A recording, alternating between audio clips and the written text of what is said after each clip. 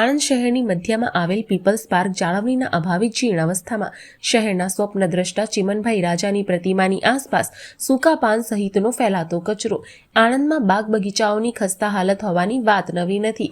કલેક્ટરની તાજેતરની મુલાકાતમાં પણ મનપાના બાગાયત વિભાગનું ભોપાળું છતું થયું હતું. શહેરની મધ્યમાં સરદારગંજના પ્રવેશદ્વાર પાસેના પીપલ્સ પાર્કની જોવા મળી રહી છે દયનીય સ્થિતિ. 1987માં પાલિકાની જગ્યામાં પીપલ્સ બેન્કે 3 લાખના ખર્ચે બગીચો તૈયાર કર્યો હતો, જેમાં બાકડા, પેવર બ્લોક, પીવાનું પાણી સહિતની સુવિધા હતી. 1996માં આણંદના હિતચિંતક ચીમનભાઈ રાજાની અર્થ પ્રતિમા મુકાઈ હતી.